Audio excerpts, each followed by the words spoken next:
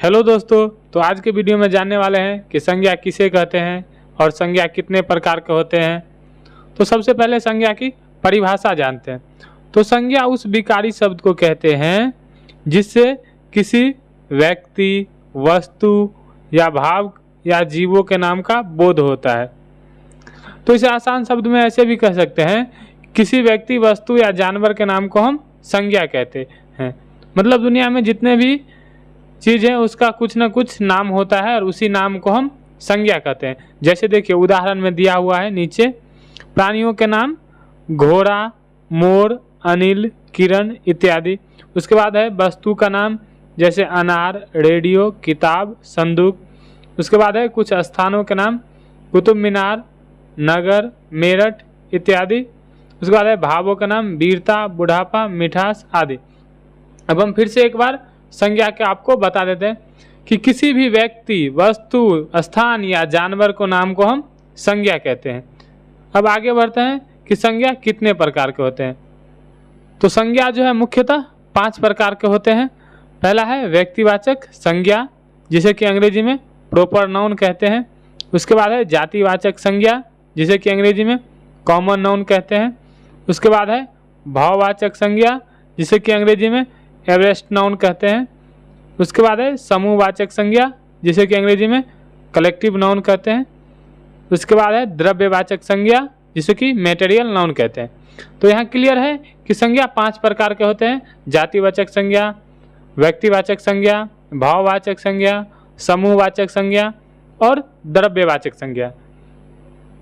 तो अब सभी संज्ञा को हम बारी बारी से उसका परिभाषा जानेंगे। तो सबसे पहले है व्यक्तिवाचक संज्ञा। जिस शब्द से किसी विशेष व्यक्ति, वस्तु या स्थान के नाम का बोध हो उसे व्यक्तिवाचक संज्ञा कहते हैं। मतलब जिससे किसी खास व्यक्ति या वस्तु या स्थान के नाम का बोध हो उसे व्यक्तिवाचक संज्ञा कहते हैं। जैसे राम एक खास व्यक्ति है, जैसे सीता एक खास औरत है, जैसे हिमालय एक खास पर्वत है, जैसे दिल्ली एक खास जगह है, जैसे हाथी एक खास जानवर है। तो इसका मतलब है कि जिससे किसी खास व्यक्ति, वस्तु या स्थान का नाम का बोध हो उसे व्यक्तिवाचक संज्ञा कहते हैं।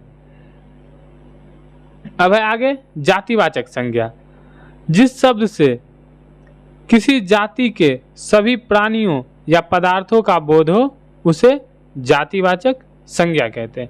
मतलब जिस शब्द से किसी भी चीज के पूरे जाति का बोध हो उसे जातिवाचक संज्ञा कहते हैं। जैसे लड़का, लड़का बोलने से यहाँ लड़का के पूरे लड़के का बोध हो रहा है। जैसे पशु पक्षी, पशु पक्षी का मतलब हो गया पूरे पशु पक्षी। उसके बाद है वस्तु, वस्तु का मतलब हो गया पूरे वस्तु। जैसे मान लीजिए किताब, पेन इत्यादि इत्यादि सभी उसी में आ जाते हैं। तो अब आगे बढ़ते हैं। अब आगे है भाववाचक संज्ञा। जिन शब्द से किसी प्राणी, पदार्थ के गुण, भाव और अवस्था का बोध हो उसे भाववाचक संज्ञा कहते हैं। इसे आसान शब्दों में समझते हैं कि जिससे किसी वस्तु या प्राणी का अवस्था या स्वभाव का बोध हो उसे भाववाचक संज्ञा कहते हैं। जैसे उत्साह, ईमानदारी, बचपन इत्यादि। इससे यह बोध हो रहा है कि किसी भी चीज़ को वो उसके अवस्था या उसके गुण बता रहे हैं, इसीलिए उसे भाववाचक संज्ञा कहा जाता है। अब आगे है समूहवाचक संज्ञा। जिस संज्ञा शब्द से वस्तुओं के समूह या समुदाय का बोध हो उसे समूहवाचक संज्ञा कहते हैं। मतलब जिस शब्द से किसी वस्तु के समूह या समुदाय का बोध हो उसे समूहवाचक संज्ञा कहते हैं। जैसे व्यक्तियों का समूह, भीड़, जनता, सभा, कक्षा, वस्तु इत्यादि। तो अब आगे बढ़ते हैं और आगे है द्रव्यवाचक संज्ञा। जिस संज्ञा शब्द से नाप तौल वाली वस्तु का बोध हो उसे द्रव्यवाचक संज्ञा कहते हैं। दूसरे शब्दों में जिन संज्ञा शब्द से किसी धातु, पदार्थ का बोध हो उसे द्रव्यवाचक संज्ञा कहते हैं।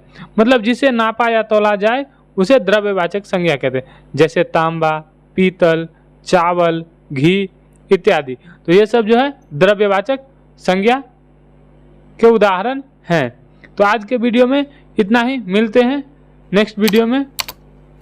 थैंक यू, धन्यवाद।